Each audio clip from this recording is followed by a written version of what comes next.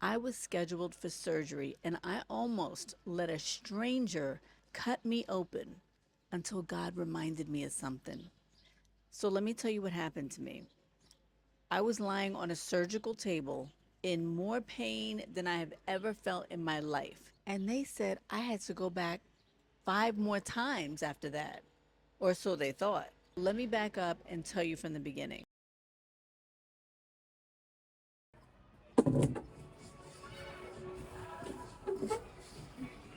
So I've been in Spain for about a year now. And before I left the US, getting out of bed in the morning was like a whole event for me because it wasn't like, all right, Monday morning, okay. It was more like, okay, I'm awake now, I'm in the bed, and now I'm going to turn my body to one side to see if I feel anything, and then slowly turn it to the other side, see if I feel any pain this morning. And it was like I had to judge whether I was going to swing my left leg out first or to reach over and grab the end table to help me up.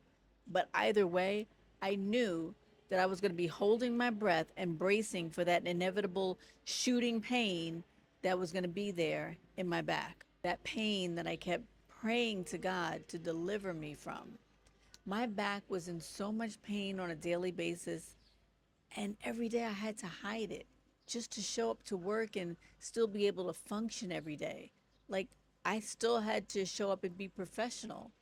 Meanwhile, my body was screaming at me from the inside. I would be sitting there talking with somebody and slowly shifting my weight from side to side in the chair to try to relieve the pain that I was going through. Or I would be standing there sometimes talking to someone and slowly shifting my weight from one leg to the other, just so much so it didn't look obvious. It was terrible. And I did what we all do. I went to see the doctors, all the doctors, every single specialist they would send me to. I went. And every single one of them talked to me in detail about my symptoms. My symptoms. Not one of them, not a single one, stopped to ask me what my life actually felt like. Like, what are you carrying? What's going on inside your life that's causing basically my body to crash? They could see what was happening right in front of them. Like when I was having a thyroid crisis and I went to see an internal medicine doctor, my body was in so much pain. I felt like each leg had a heavy 15-pound dumbbell tied to my ankles. And even to go to the appointment, I had to go there with a family member just to have somebody to lean on to help me propel my legs forward so I could walk into the office. And this doctor I saw for my thyroid, now she was reported to be the best in her field. And she analyzed all my symptoms. And what did she give me? A prescription. And she basically said that I needed to take it for the rest of my life. When I was going through everything with my back, all four specialists I went to saw a back problem. Meanwhile, I had a whole story to tell, but they never bothered to ask me, not once, just here's the diagnosis, here's the treatment, and here's the bill. Their solution was 6 sessions of a procedure to sever a nerve in my back to get me out of pain. And I said, okay, because they're the experts. So I put my complete trust in their hands. Well, that first session, I got on that table, and I want you to understand something because I have a very high tolerance for pain. But what happened on that table, I was not prepared for that. I lay there bawling through my tears because the pain was that unbearable. And all I could think about was, you mean I got to come back for 5 more times? 5 more times? And then I thought, you know what? I have so many years left to live, and I'm already in this much pain, and this is supposed to be the solution. And right then and there, it's like something shifted in me and on that table. Because, all right, it wasn't like a movie moment where, the music happened and the lighting changed and all that stuff. It was just very quiet, but very clear because I knew in my body, the same body they were trying to fix, that this was not the answer. All these doctors, they were experts in the symptoms.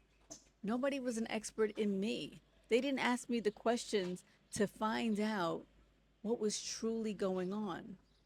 But I knew one thing: God did not design me to be managed for my symptoms.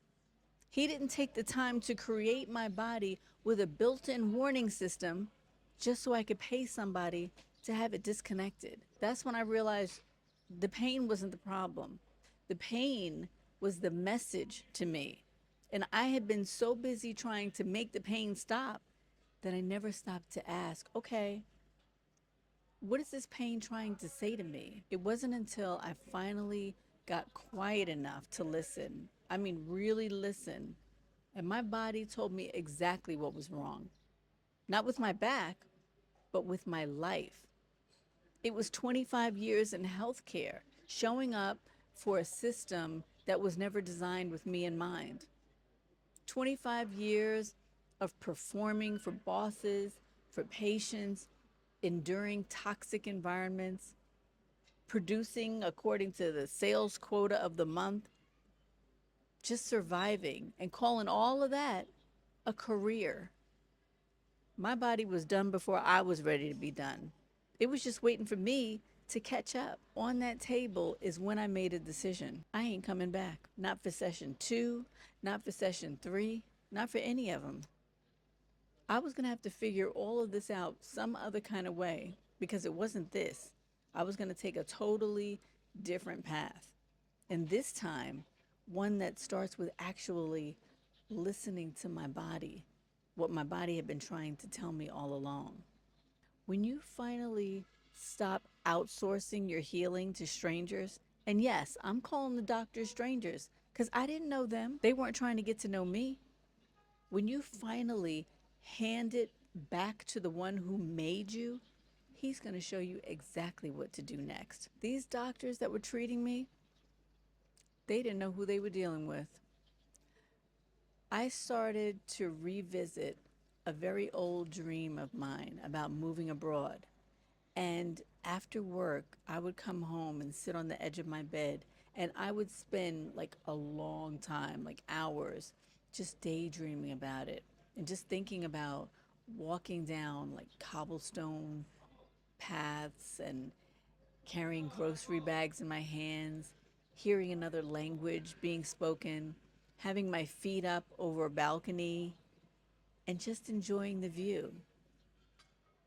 And before I knew it, I started to have more days when I wasn't in so much pain and just having a little more energy the next day than the day before. Enough energy that I could even exercise sometimes in my room. And then my mindset started shifting.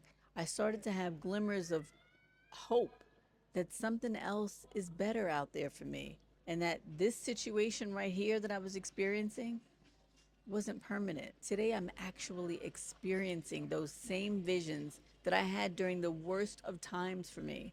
Same cobblestone streets, the same balcony I'm sitting on right now.